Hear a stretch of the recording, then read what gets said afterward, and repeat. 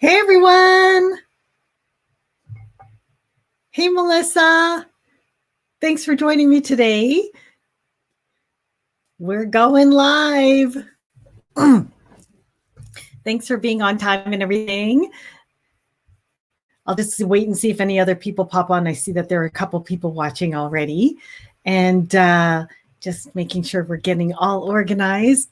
Oh my gosh, it's been so long since I've done a live, and I'm just so glad to be back. So hello and welcome everyone. If you don't know me, I'm Karen Viloria-Miguel, owner and founder of Canada Bliss Handmade crochet hats and accessories. And here on this channel, we talk about crochet, hand making business, crochet business, crochet life, hand making life. So basically, if you have any questions, then feel free to like ask them as we go. And how am I? I'm good. I'm pretty good. Well, as you know, I live in Canada, so we're in lockdown again because I'm like in Ontario. So it's okay. I mean, the most of the stuff I do is like indoors anyway. And it's been pretty cold here lately. It's actually snowed the last 2 days. So it's been cold. But anyway, I still make it a point that I've gotten out for like a nice walk with my dog. And it's supposed to warm up a little bit. So it'll be much better in the near future. Hello, Nicole. How are you? First of all, I just want to make sure, can you guys hear me okay? If you can hear me okay, then, give me a thumbs up or an emoji. And also let me know where you guys are dialing in from. I'd love to know. It always is fun to see where we're reaching. I'm able to reach out to in terms of like, my broadcast and all that sort of thing. Okay, good. You guys can hear me perfectly. That's fantastic. So now, if you haven't had a chance to like pop a question on or send me a message, basically some of the questions I'm answering today are things that people commonly have asked that I haven't gotten a chance to like answer in depth, or things that people like the common things like, but before I get like totally fully started, I'll just kind of go through like what I've been up to and just catch up with all of you guys. Oh, Brantford, Ontario. I have a friend from Brantford. So hello, Ontario gal. I guess you know what it's like to be locked down with me. And then, yes. So, okay, first of all, if you haven't seen already, I have a new pattern out for spring, and it's a baby pattern. Oh, we have someone from Sturgis, Michigan. Hey, Marianne. It's good to see you. Thanks for popping on today. That's awesome. So, like I mentioned, let's see here. I have a new baby pattern on, so it's free, and the tutorial is on my channel. So if you have a chance to take a look at it, I'll put a card here in post-production so you can link to it. And there'll also be a link in the description for my new pattern. And I'm kind of trying to get my blog going again, because I used to blog way, way before I even started Canada Bliss. And it was going quite well, but then once my business took off, I really couldn't blog so much. And then once it took off, I wanted to kind of document my experience of growing my business, but growing my business just like took everything out of me that I had like no time to blog. And frankly, like when I started something new, like I didn't want to give bad advice either, or like half understood advice. So I probably didn't blog as much, or because I was still trying to figure out the realm of like selling crochet and products and that sort of thing on a larger scale. So, but anyway, now I'm revamping my blog. I'm putting my patterns on there. And in addition to my YouTube channel, where I now share the knowledge I've gained and like help you build your business too, it's online. I've linked it to my regular Canada Bliss website, so you'll be able to find it there, the written pattern, and also my last year's spring's pattern for scrunchies. So if you're looking to like make stuff for like spring shows, that sort of thing, then don't forget to check that out, because the spring scrunchie pattern is like super duper cute. And it's so nice for spring because it's like leaves, and you can make it with or without the pom-poms. Hello, Melissa Fuller from Niagara Falls. Wow, we got a lot of Ontario people. Oh, wait, New York. You're on the New York side. So yes, but we got people in the Golden Horseshoe. So thank you so much for logging in. I wonder, did you guys get snow too? We got snow. So I bet you got a little bit of it too. You must be, because you're in the snow belt. So So yeah, I've got my like that pattern on there too. And like I mentioned, I'm revamping my website and I'm adding those things to the website. And also I want to bring this up as well. Another thing I'll show you, I'll share my screen and I'll show you my website. But if you haven't already seen my video for the giveaway, then you should totally enter. Like you should totally enter my giveaway because it is on right now. All you have to do is make sure you're subscribed, comment on what's your favorite thing in the giveaway, because I got some really special things in there for you. So you should totally check it out. And I've also put like, if you like some of those items in the giveaway, but and either one, don't want to wait for the winner to be announced, if it might be you, or if you're like, you're doing a project and you know you want to use the yarn I'm showing, then what I did was I put the yarn on my website too. So if you want to purchase the yarn or any of the things that I show in the giveaway, I put it there too. So I'm going to share my screen. I'm going to show you my website and where to find some of these things. And in the meantime, don't forget to if you're new, if you just popped on, don't forget to show me where you're dialing in from, because I'd love to see. So, okay, let me just show you my website. I'll share that with you right now. And share.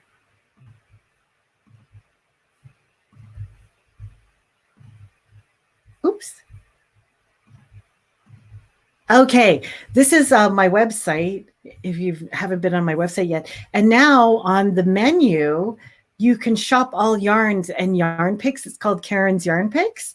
So if you're looking for the Diamond Ecstasy yarn, you can find it right here.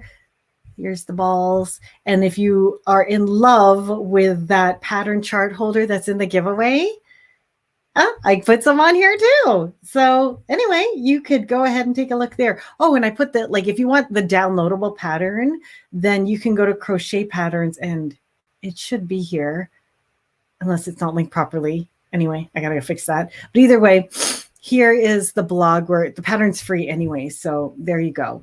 There you go. So the pattern's online too, if you want to take a look at that. So there you go for that little announcement. And let's see. And if you haven't noticed already too, while I was away, I made some improvements to my channel. If you haven't noticed, the picture might be a little bit clearer than what you're used to, because I got a new camera. Yay! So that means now when I show tutorials that have to do with like Instagram and your phone, I can actually use my phone instead of my daughter's phone, because I have a new camera now. And literally right before I went on today, I figured out how to set the white balance. Because if you look at my giveaway, you probably notice that I'm like it's very warm because I didn't know how to set the white balance, and it's very sunny looking, like probably on the yellowy side. But anyhow, I'm working on it little bit by bit. This is how we go, right? With our businesses, we got to improve slowly and take everything as it comes, but just keep moving forward, even if it's like a little bit ugly, right? So yes. Oh my gosh, Melissa, it hailed where you are. I'm sorry. That's not fun. And hello, Deborah Breslin from Stockport, England. Hello. I hope you guys are okay in the UK. I actually just finished teaching my first round of courses for crochet business entrepreneurs. And I had a couple students from the UK. They were so awesome and enthusiastic. I just adore them. One of them is J Hook and Honey Coated Creations. If you ever get a chance to look them up. They're just going for it in terms of their handmade business, and they're doing amazing. So totally check them out. And also, if you were thinking about joining in that last one but never got a chance to, I'll be opening up enrollment again for this coming late spring, because I want to revamp some more items in my course.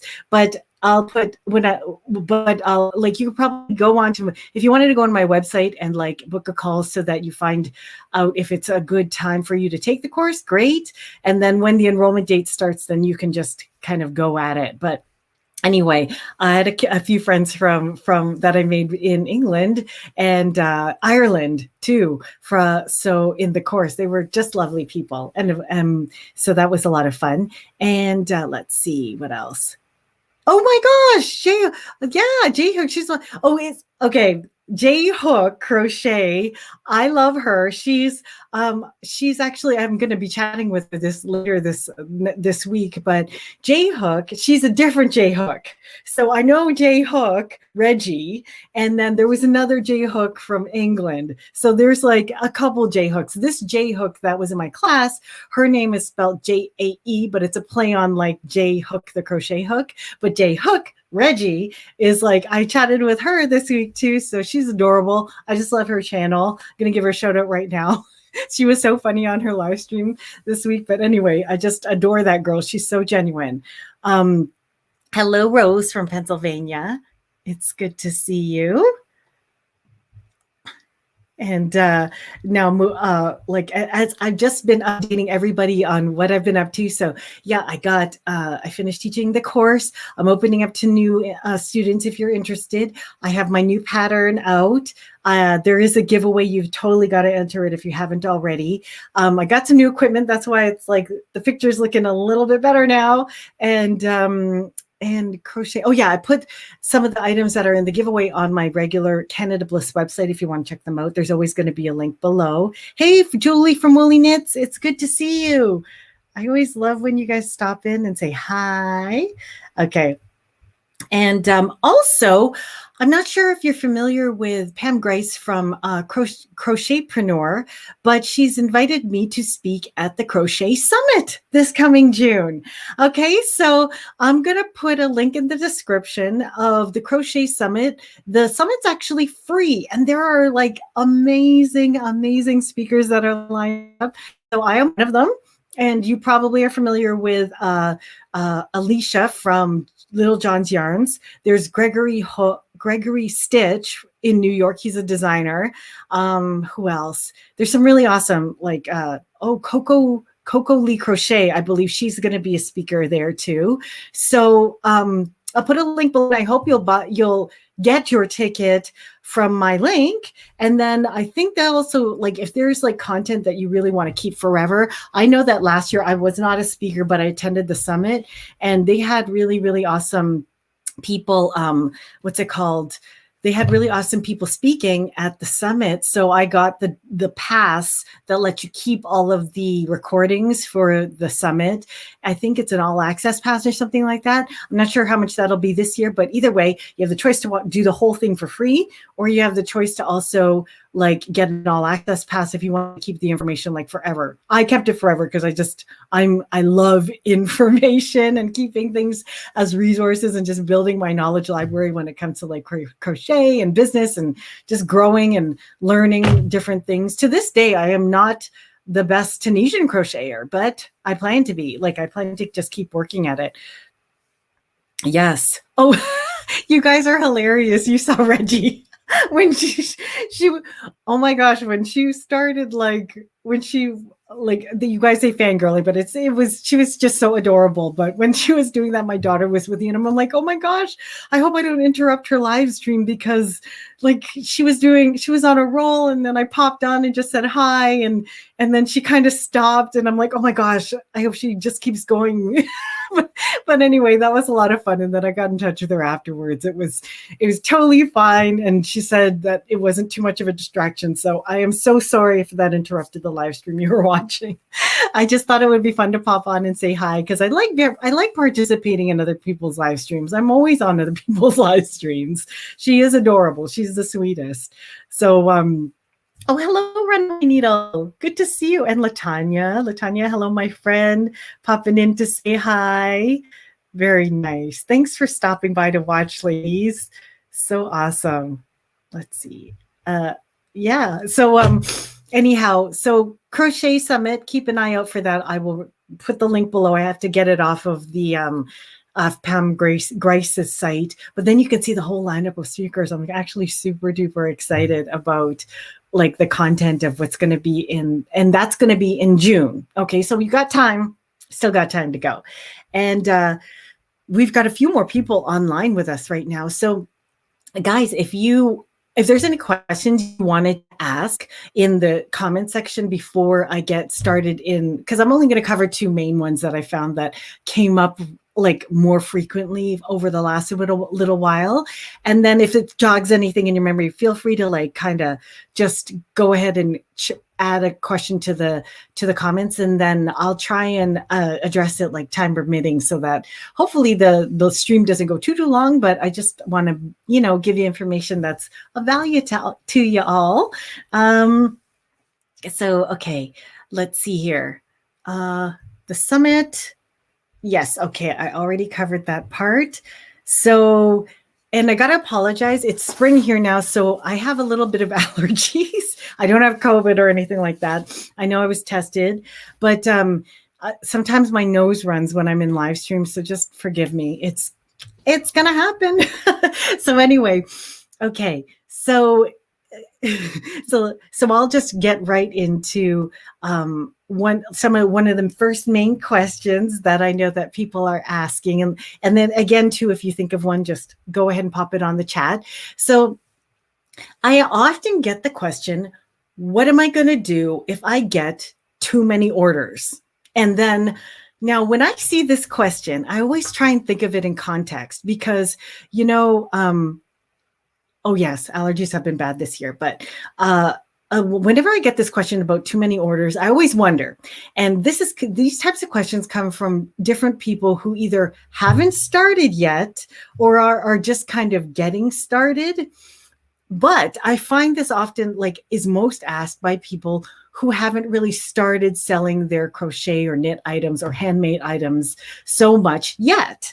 And then they use this as not so much as and I'm not going to call anyone out or anything like that, because it's totally natural to have doubts and fears and that sort of thing before you finally take the leap and try and sell your crochet or handmade items. But the thing is, some people won't start because they're scared of being swamped. And I can almost guarantee you're not going to get swamped right out of the gates. Okay. So getting too many orders. Okay, let me first of all address the fear factor of why that question is asked. If you are you're going to have fears when you're starting your business, because there's just so many unknowns about what you have to encounter in order to grow your business, put in place, and be successful. And there are different things you can do to address those fears, to kind of mitigate them. But I tell you, they're not going to ever completely go away. You have to just keep taking the next little step, just even enough of a step so you know that you could take the step and you're safe.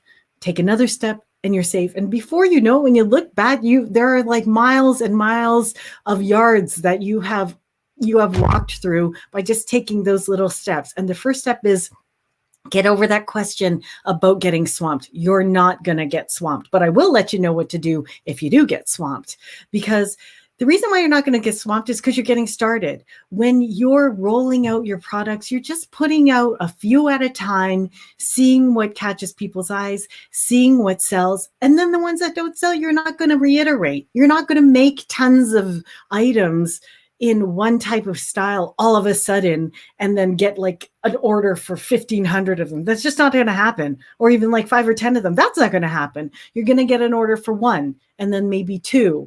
And then maybe 1 more, and it's going to trickle in like that. That's how it's going to happen. It's going to happen slowly. And if you are, and if you ever tried, what's it called? Sorry, I got distracted by, I got distracted by a comment. And if you've ever tried selling your products, you'll notice that you'll see what sells, and then you can either make one of those or double down on them. Another thing is you can build lead time into your delivery time. If you're on Etsy, that platform is made for building lead time. When I first got started there, I always said that it'll take 3 to 5 days to make the product. And then whatever shipping they choose, that's how long it takes to get to them. And then I'm not responsible if it's held at customs, because customs you have no control over. So right there, when people are buying on Etsy and they know they're buying handmade, they know that expectation is there, that they're going to be waiting for items. So you won't ever have too many orders too many is just a matter of perception in terms of whether or not you think you can handle it. Because doing 5 hats in a week might be too many for some, but some it's just like, oh, it's a slow week for me, you know? So really it's just whether or not you're prepared for that type of volume. And even if you're not, there's always communication. You can always communicate with your customers and let them know there's a delay, or we had an unexpected surge and it might be a couple more days. Then send them a discount code for their next purchase if that's the case. Case in point, this a week or two ago, last week we went into lockdown and then all the businesses had to close. I got orders for this new spring, or for a regular classic spring hat that I usually make. And it was, and I ran out of one of the colors, so I needed to get it again, but it requires driving into Toronto. Toronto's locked down. I had to make arrangements with the warehouse to be able to go there, get the yarn I needed, and it caused a delay. I wasn't able to send out that person's hat in like 3 days. So I let them know. And it's usually, if you let them know ahead of time, you apologize for it, you show them that you care enough to send a message, and that because of that, like, here's a 5% discount on your next purchase, or you just cared enough to send an email to them, they are usually totally fine with it. I have never had anyone ever complain because I let them know. Also, while you're before I move on to my next idea, I'm going to make sure I answered all of my, Latonia Form says, I can relate to the fear of being swamped early on in the business, but that was truly fine. Right.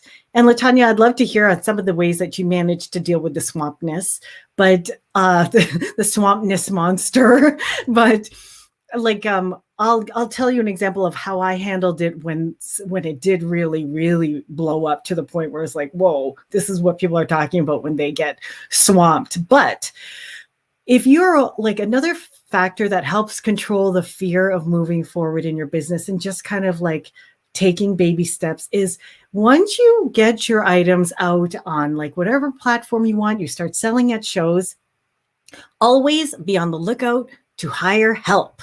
Always be on the lookout to hire help. From the very beginning, I always was thinking big, because I was also like, my background's in HR. So in my head, I'm always thinking delegate, find resources, delegate, find resources. So like, to me, it was always like, okay, this could get big. Chances are it won't, but it's always good to get help, because I don't know if I'll injure my hand. I don't know if I'll need help with, like, at Christmas time, I did want to do some craft shows. I knew I wasn't going to be able to make hundreds of hats for craft shows. So I knew I was going to need help. So I was always on the lookout to find crocheters. I always put the word out whenever I went to my local yarn shop.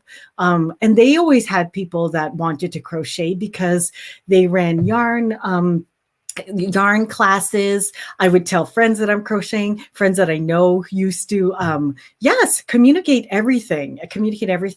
But friends I know would automatically tell me, like, how's your crochet business doing? Did you know my grandma crochets? Like, people are willing to tell you if they know somebody who could possibly help you. Mind you, not everybody will crochet like you. And I only chose people who worked like the way I work and their stitches look the way my stitches look. I think I covered this in another live stream, but I'll just say it again.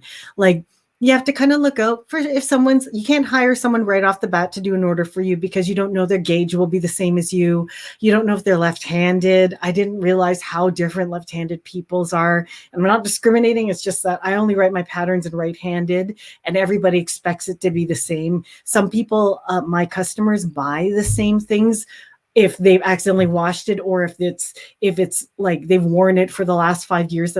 I have a lot of people who are now at the point where they've worn their hat for 5 years, they're buying it again, and they're hoping to get it in the exact same color. So again, even in those cases, I have to tell them, just so you know, silver dye lots in 2015 aren't the exact silver dye lots as now, but I will make you a silver hat. Always communicate those kinds of things. But yeah, people buy the same thing that they love again once they've used it to a point where it's like old, or they wanted to give it to someone else. So you do need people, like going back to it, you're always going to need people to help you, and you're always going to want to be recruiting. Now, here are some tips on how to recruit hand makers. When you find somebody that you think is a great hand maker that sort of you want to try out, what I used to do is I used to meet up with them locally. I only hired locally people because it's easy for me to go get or send somebody to go get like like if I say, once I find somebody and I know that they can make 10 or 20 of the same hat or item, then at least I can go send my husband to go pick up the order or whatever. So I only hire locally in the GTA area. There's so many people who write to me from like the East Coast, and I just love East Coast crocheters because I think they're just, well, they're amazing. Like there's so many good crocheters out there, but I can't have them as my crocheters, at least with my own business model, because they're so far away. And when I need things fast or to get them the yarn and then ship it there and back, it's going to cost more overhead. So I only hire people in the local GTA area, the places that if I need something in a jiffy, I can go drive there and grab it. So that's just my strategy. And also I can hire people to go there and get my orders and that sort of thing. So everything's like within like a 30-kilometer radius to where I live. So anyhow, I've always kept a lookout for people. And then when I find somebody that I want to try out, then I'll go meet up with them at like Panera or like Tim Hortons or something. And I'll have like a coffee with them and we'll crochet together for like an hour or two. And I'll just get them to crochet or make part of something that I make, just so I know whether or not they make things the same way. Then I'll try them out on a portion of a pattern. And then from there, then I'll probably try them out on like a full like hat or a part of a major section of a hat. And then that's basically how I started off most of the people that I crochet. It's kind of like a mini audition, but then at the same time, you get to craft to someone at the same time. Yeah, just you handle your first, whenever you think that you can't handle it, just know that fear is going to be part of your mindset. You just kind of have to keep moving forward and handling the problem. And it's not even really a problem. It's just something you haven't encountered yet. That's the other thing that stops people from moving forward, is it's not so much that you are procrastinating starting or have a lot of fear of starting. It's because you may not have the vision of what you want the business to look like and all the parts. If you know exactly what you're heading towards, isn't it a piece of cake? Like when you're making like chicken soup, you're not scared to make chicken soup the same way you are to get to the next level of your business, because you know what chicken soup looks like when it's done, right? If you are starting your business, you don't know what hiring people feels like, or what it feels like to do a trade show that runs 10 days, or how to go on a talk show and like promote your product. Like these things are like, they're scary. They don't like, you've never done them before. You don't know what the end product looks like. But if you have like a vision of how the end product looks like, sometimes it's easier to move forward that way. And the only way to have those things, if you haven't experienced it, is to, one, find like good mentors or like good resources that they can describe to you how and what it's like. And then you have to picture yourself doing it successfully. My daughter, for example, is like famous for thinking negative about how things are going to turn out. And I'm the same way. I can sometimes get in the snowball of fearing that things are not going to work out, but you gotta snap yourself out of it, say that's not going to happen that way. And then picture yourself doing it well. Picture yourself doing it the way that you've seen someone else do it successfully, and put yourself in there. And I'm telling you, that is the worlds and worlds of difference in how you can be successful in picturing and overcoming fear. And I know this all comes from like, oh, I'm scared to start because I'm scared of having too many orders. Know this, it's not the orders, it's your fear of the unknown. because you totally can handle orders. It's you not wanting to move forward into a realm that you're not familiar with, but you can if you just prepare and become familiar with what the end result, a good end result looks like. And a good end result is you working progressively towards hiring people as you go. And two, what happens if, things get blown out of the water, suddenly you need to make hundreds of hats because something just happened. Well, that did happen to me. And it's like that that is such a rare occurrence. The fact that that happened to me is like, to this day, I can't believe it. But the only thing that you can do is exactly what, like LaTanya said, it's good customer service and communication. You basically, when I had tons of orders happen in January, when I went to like Hollywood and the Golden Globes back then, and I would get influxes of all these orders coming in. I had hundreds of hats I had to make for people. And literally at that time, I had 2 crocheters helping me out. I didn't finish those orders until the end of April, but I communicated with each and every one of them. And the only person who complained was someone who I completely sent the wrong hat to. And that was my fault, right? So obviously I'm like, profusely apologize, send them the right hat.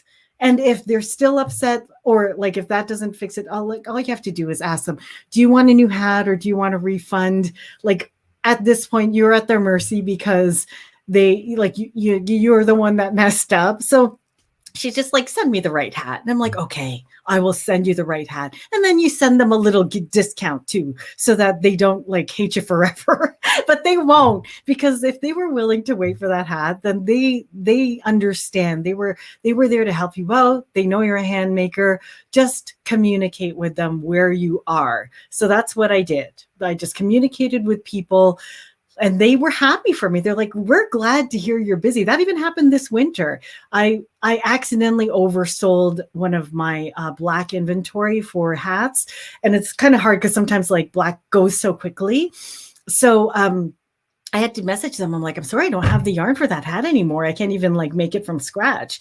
And the lady like applauded me. She's like, I am thrilled to hear you sold out of that hat. Okay, I'll take the blue one. And I'm like, oh, wow. And then so I shouldn't even ask for it, but I gave her a little bit of a discount on the blue hat because I thought that was super nice of her, that she was like willing to help me out. So just be sincere, be genuine with your customers, and you will never have to worry about too many orders. It's not too many. You could do it.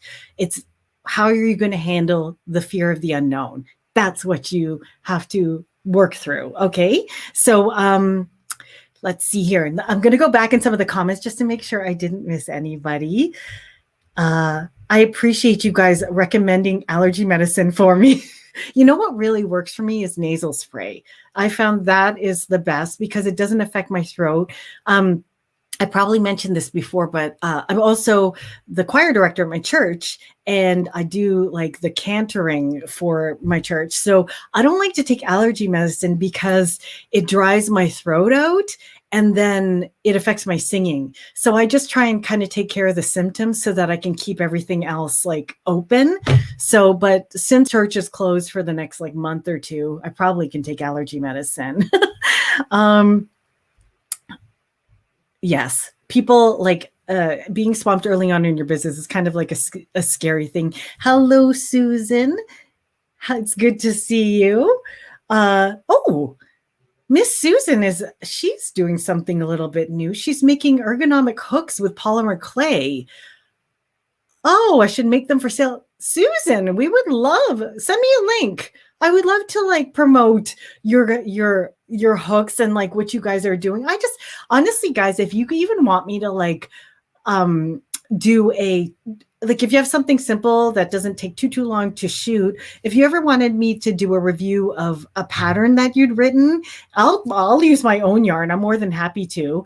And then I will like point people to your patterns. Let me help you. Like, let me help promote you. I love doing stuff like that. I'm like, and Susan, if you got cool ergonomic hooks, you know that I have this ergonomic problem. I have like this, odd lump in my hand that I've had all my life. No big, it's not bad. Don't worry. I've had it checked out. But because of that, it pushes on my tendon and I can't shut my hand properly. So I'm very picky about my hooks, because if I strain this hand, these two fingers get super duper stiff and I can't crochet for like a week. And a week out of a week production time for me is like a ton of time. You guys know that, especially if it happens like at winter time, like during busy season.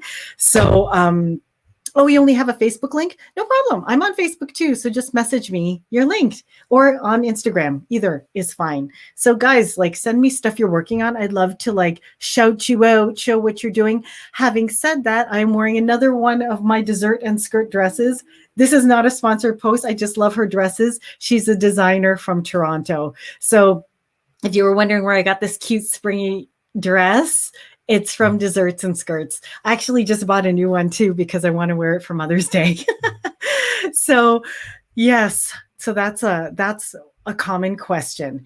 Now, another thing about becoming, other than dealing with fear, another way to also alleviate pressure off of yourself when your business gets super busy is hiring for when you get busy, the administrative things. Like, you don't have to hire somebody on a regular basis. It doesn't have to be like a regular expense where you're always dishing out like $200 for an assistant or a permanent bookkeeper or whatever like that. But hire people on contract who can help you do your books, or who can help you. I one time got a college student to help me with my digital marketing. I showed her how to do my emails and my email templates and my newsletters. And she got the hang of it, that she ended up getting a job in a marketing company afterwards. But I showed her how to use all of the applications. And for a good like semester, she was doing my communications, we would work together on the communication piece. I would give her the images and that stuff, and her, like, she would piece together the information for me. And basically the way to hire a good administrative person is, that's actually easier than hiring a hand maker, because hand maker, to like, we know how we want our finished piece to look. So it's kind of, we can be a little bit finicky about that. That's probably the harder thing to hire for. But when it comes to admin, like somebody doing your emails for you, doing your newsletters, doing your blog, like compilations and that sort of thing, you can easily pull together a job description simply by looking at the tasks that you're doing and then divide and writing out a job description, even if it's just for yourself. Oops, I just got a warning on my camera. If I time out, guys, like, let me know. Okay. But if it's a job description, document first all of the things that you do in your business for that particular task. Now, this may seem natural for some people, but some people aren't used to the HR side of hiring and recruitment. But list out the tasks that you need done for that particular role. Well, like, must be like a high school grad, because you want them to be able to write in complete sentences fairly well, right? Familiar with internet, like Google, like Chrome, must be able to write simple copy and cut and paste, and be able to do simple edits of photo images. So that's basically all you need when you need somebody to help you out with your blog. So you can even get as specific as know how to use Microsoft Word, knows how to use PowerPoint, knows how to use Canva, or it's an asset if you have a graphic designs experience, like background, and just like list all those things so that if you ever have to post on like a college co-op board or something like that, you have all of these experience required, applications that you use, and what your day-to-day activities will be. And then you are ready to just put it out there if you're willing to hire like a co-op student, or say a mom in a mommy's group who's on mat leave, who is fantastic with desktop application, is looking for a little bit of part-time work. You can be like, can you do these things? And she's like, yeah, I did that before. Then heck, you found someone to help you while she's on maternity leave or whatever. These are like, just have these readily on hand, because then you can start building your team. Because ultimately, if you're looking to build your business to a point where it becomes passive income and it's larger amounts of revenue, you need to build at least a small team who can take care of these core functions, so you can focus more on the design and the creative part of your business. So So there's some tips for you if you're worried that you're going to get swamped. Okay. Do I have a PO box? I do have a PO box. Are you asking me for my address, or are you asking if it's a good idea that I have to have a PO box? I will put my PO box address here right now in case that's what you're asking, and then I will also answer. Let me just put it in the comments. There we go. Enter. Hello, friends. Okay, so here's my PO box. If that's what you wanted, what is my PO box? But if you're asking if it's a good idea to have a PO box, well, yeah, because yes, it costs money, but it's safe. So people don't necessarily have to Google and see where you live. Like when I was very small, I didn't bother putting a PO box because I'm thinking like, what are the chances that somebody's going to like stalk me or whatever. But, it's safe to have a PO box these days, especially with, the bug going around, because you also want to be able to have deliveries that come separate to your home so you can disinfect them. Like I still order my groceries and have to disinfect them. And when my Amazon orders come in, I don't know, you might think I'm paranoid, but yeah, I wipe the box because it's been through a lot of hands, and whether or not that helps, hey, it couldn't hurt, right? So it's good to have a PO box. And at least if you have a PO box, you can control if you've touched like a whole bunch of other things. And so if you're a tiny bit of a germaphobe, I'm not so much one, but like I do try and manage, germs and stuff with the world happening right now and us being in lockdown. So yeah, it's not a bad idea to have a PO box. So anyway, that's mine. I just popped that on there. Oh, and Susan, yep, I will hop over to Bliss by Hand. If you guys haven't joined my Bliss by Hand group, then feel free to hop on. I usually check it a few times a day to let people in and to like socialize on the site. So I'll hop on after that live stream and let you into the site. Let's see here.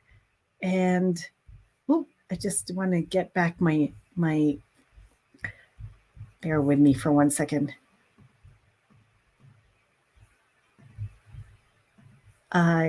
Okay. Whoops.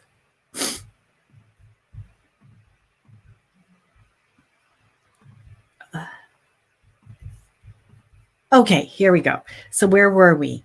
We were talking about, we were talking about scaling and handling when things have get busy. Let me just make sure I've gotten everybody in this group here. Let's see, PO box.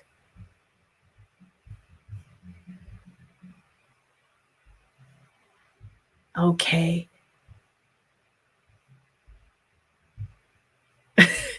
Okay, so I think I've gotten any questions. Do you guys have any questions for me?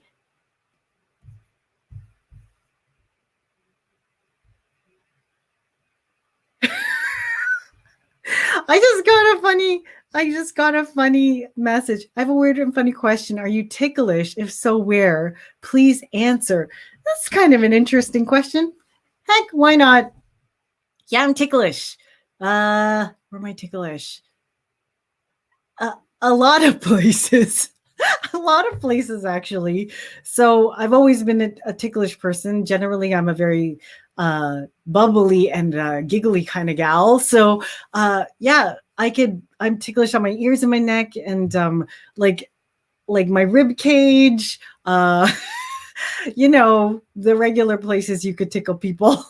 My toes, like I'm ticklish. So I'm ticklish in a lot of places. I guess when people, tickle your neck, I guess that's the first place that I'm ticklish. But that is one of the funniest questions. But anyway, if that's what you're curious about, there's your answer. So let me see how much time I've taken up of yours already, because I also got tagged. Who follows Dabbling Hook? Because she tagged me in one of these crochet tag roundabouts, and I was gonna go ahead and answer some of these questions. So let me see what these questions are. Hold on. Okay, I'm going to go ahead and answer some of these questions. So if you don't know what I'm talking about, there's like I know that probably if you are in like the crochet community and you've been you go to people's live streams and stuff, there's this like roundabout thing where people are tagging crochet people and asking questions. So I've been tagged by Dabbling Hook, and I'm going to answer those questions right now. So, okay, here's the first question. What is my favorite brand of crochet hook? Okay. Now, here's a funny thing. I know I make luxury products, but I'm not a luxury kind of gal in terms of like utility. When it comes to utility, I use what works and what's like has longevity, things that don't break like for a very long time. And you know what's always worked for me? Boys hooks. That's my jam. It's, you know what I like about them is that they're all metal, and they are sturdy. And the only thing you have to look out for when you buy a boy hook, say from Michael's or whatever, I always like scrutinize if the head is perfectly straight, because I've bought sets where if the like, you know, where it tips off, if it's slightly offset, it totally wrecks my hook, and I'll always split the yarn. So that drives me bananas because I think it's me. But if I look at it through a magnifying glass, then it's like, yeah, the tip is slightly offset, and I'll have to throw that hook away. So what I do now is I only buy my hooks one by one instead of in sets. And I try not to get them online because then I can't do this right at the store, but I make sure that it's aligned so it won't split, because I have a certain way of crocheting that if it's not aligned, it's going to snag the yarn. So yes, my favorite hook is boy. And because I have this ergonomic issue, I haven't tried a lot of different ergonomic hooks. I do use Knitter's Pride because I get easy access to it through Diamond Yarns, and they sell Knitter's Pride there. And I like it. It's the grip is big enough. Like it's one of those, I don't have it here, but like it's one of those ones where it has the plastic on it so that you can hook it, and that your hands aren't so tight around the metal, and it's got the thumb rest. But my nature of holding it is pencil. I think that was the next question. Oh no, it's number 4. But I use the pencil grip when I'm crocheting. So I'm like this when I crochet, and I use the boy attachment that makes the grip bigger. And if you haven't seen it, it's in my wellness video on taking care of yourself, like crochet or self-care. You'll see the attachment that I add. That's an ergonomic attachment, and it makes the grip huge. Like it's not just a pencil grip. Like this thing is the size of a tomato. So I need that. I need my hand to be open bigger. So that's why I love boy hooks, and I'm just used to them. And occasionally I'll use Knitter's Pride, but not that often. When I'm really hammering through patterns and hammering through orders, it's boy all the way. So what's my favorite hook size? I write a lot of my patterns in G&H and J and K. So it kind of depends on the gauge of the yarn, but generally a lot of my patterns are written in with a G hook. And then I know a lot of my other patterns I use J and K. So those are my favorite. I love J and K because, like, you know, when you're using those hooks, you're hammering through like the pattern because the gauge is bigger, you know? So love J and K hooks. So do you prefer tapered or inclined? Tapered all the way. I like how tapered goes in and out of the stitch. Inclined, those drive me bananas. I just don't like them. I've never liked them even when I was a kid. So I've been crocheting since I was 6. So like this is like 40 years of tapered hooks. That's all I like. So yeah, that's an easy one. And how do you grip your hook? Yep, pencil all the way. I use knife when I'm working something really hard, like if I'm trying to create a really thick stitch or doing something really deep for like a visor, like if I'm making a visor or trying to connect, like joining, like say I'm joining different pieces together and I have to get like a little bit, dig a little bit, then that's when I might switch to knife. But generally crocheting is pencil for me. So does the style of hook dictate how you crochet? Yes, because if the hook is too slim and it's slippery, I'll crochet. Actually, like I might crochet. Like I'll crochet faster for a little while, but then I'll slow down because it'll exhaust my hand.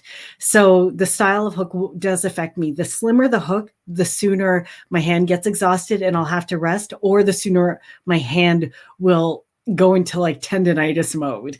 So yeah, it totally matters, like the shape of the hook. Do you prefer ergonomic hooks or regular hooks? I have to use ergonomic hooks. Regular hooks I can use for just demonstrating stuff, but definitely not for extended periods of time. So ergonomic hooks, they got to be ergonomic if I'm going to be crocheting for like 3 to 5 hours for sure. Question 7, what are your thoughts on light up hooks? That's an interesting question. I generally don't like light up things in general because I like to light my own anythings. Like if I'm working on a project, I have a lamp that I use that I shine onto my project so I can control where the light source is coming from. I've seen those ergonomic hooks and I think they're totally like cool, like gimmicky, but I can't like control where the light is going all the time. And there's other things that I need to see in the design that the crochet hook lit up won't light. That's why it's more important to me that I control the external source of light.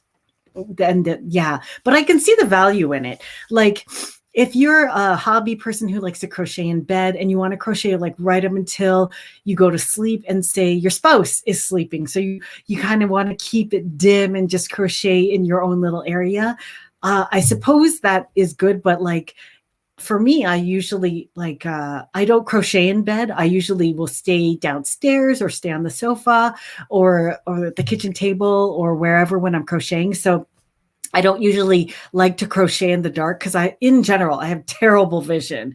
Like my vision is so bad. It's like negative 6.75 for my prescription. So on both eyes. So my eyes are like done. So in terms of intense lighting, I have to be careful like with certain types of lighting too, because it might set off like getting a migraine or something like that. So crochet hooks lit up, no, not for me. But thank you for bringing those up. And then and what else? 9, do you like projects that require small stainless steel hooks or larger hooks? Do you like I generally prefer stainless steel hooks. I think they slide through the project better. I've rarely used larger hooks. I really dislike plastic hooks. I feel like they kind of like feel they don't glide as nicely through yarn.